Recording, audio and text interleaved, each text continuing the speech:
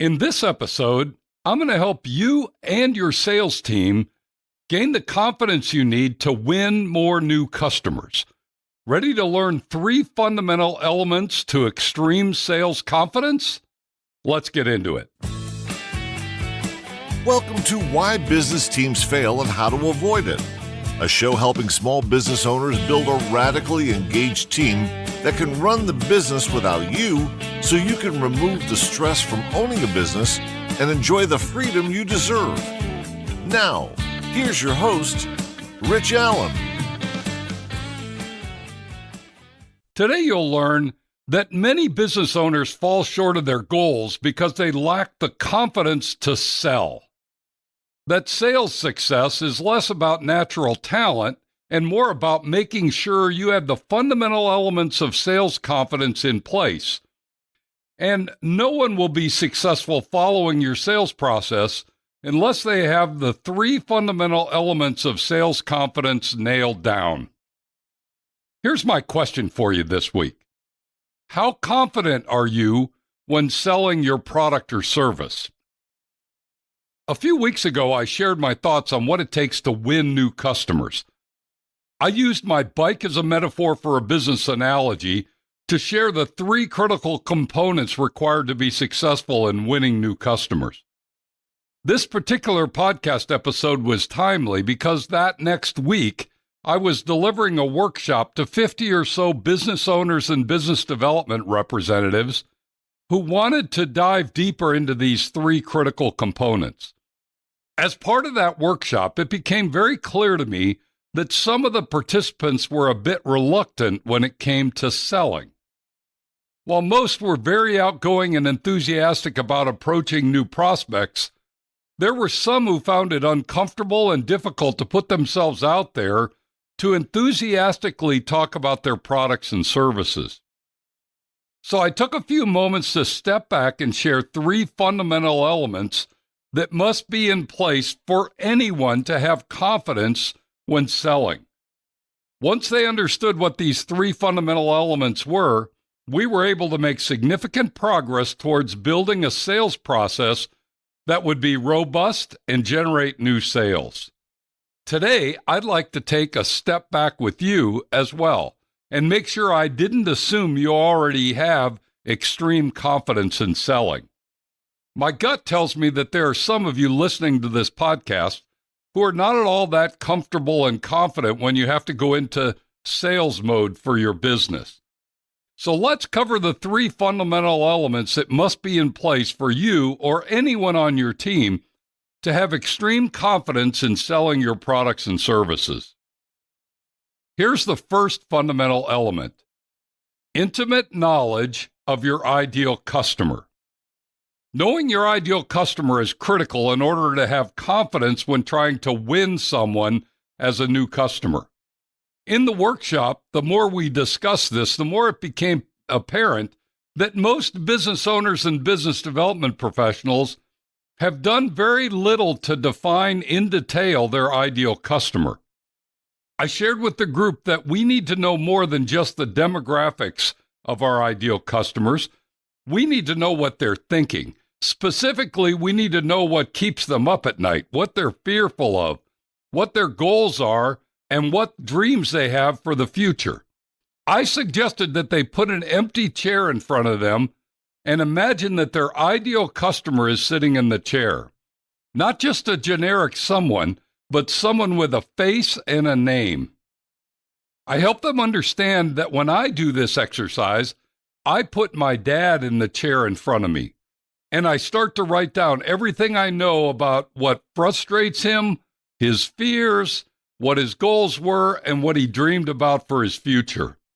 Only when I have a crystal clear picture of my ideal customer will I have the awareness and understanding to know one when I meet one.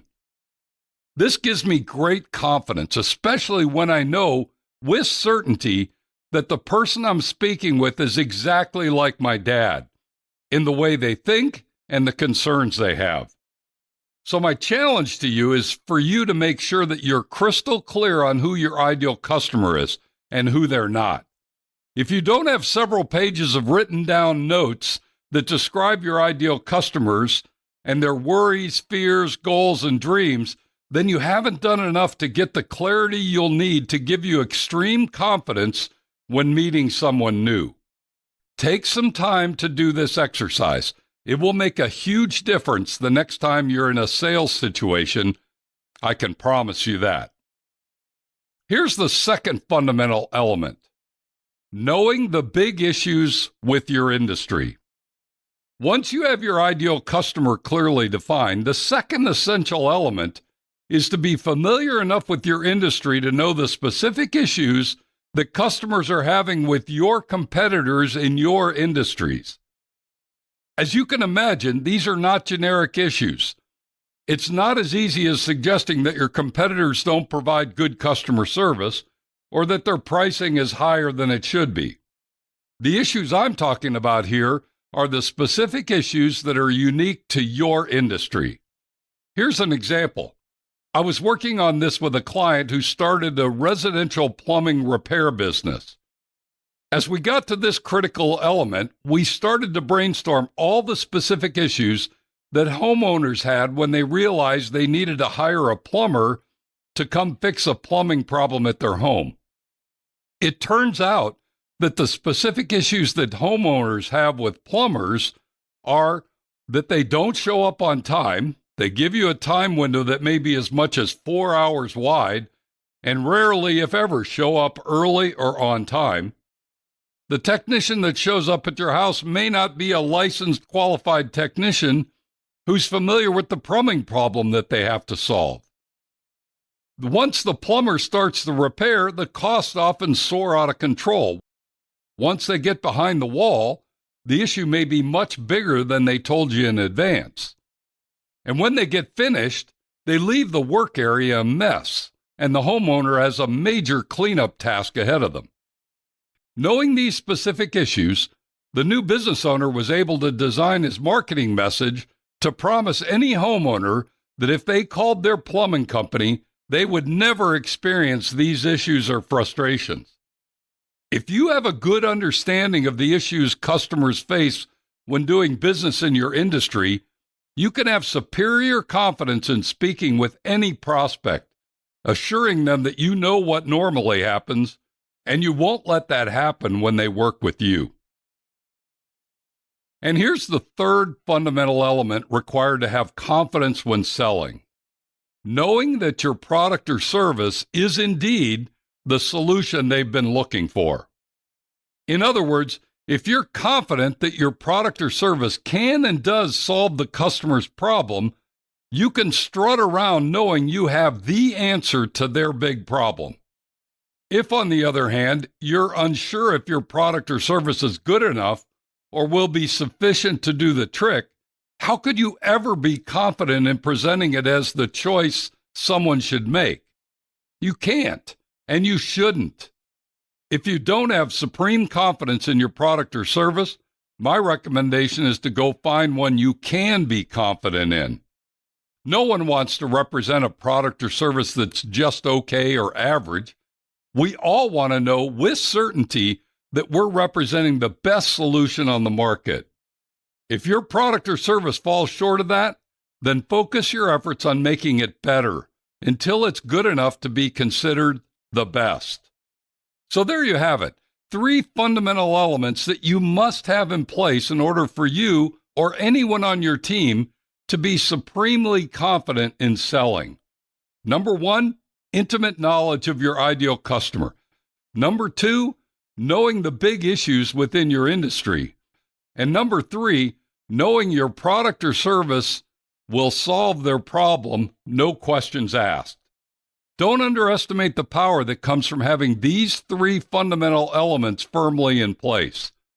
Before you go meet your next prospect or attend your next networking meeting, take time to get crystal clear on these 3 elements. You'll be very glad you did, and your newfound sales success will say it all. As we wrap up today's podcast, let me leave you with these simple thoughts. Number 1, sales confidence is not a skill or behavior. It's the outcome from having certainty about the things your prospective customer is thinking about. Number 2, getting clarity on your ideal customer, knowing the issues they're facing, and knowing you have the best solution to their problem will give you the confidence you've been lacking. And number 3, if you aren't sure that you have the best product or service to solve your prospect's big issues, fix that problem first before you go try to sell your solution. If you'd like some additional support in this area or want to tap into our free resources, simply go to my website, tourtoprofit.com. You'll find everything you need there. Thanks for joining me today. Be sure to tune in next week when we're going to discuss documenting your business journey and why it matters. You won't want to miss it. Now, go make it a great week, and whatever you do, ride hard. Thank you for listening to Why Business Teams Fail and How to Avoid It. Make sure to like, subscribe, and tell your friends so you don't ever miss an episode. Now go make it a great week, and whatever you do, ride hard.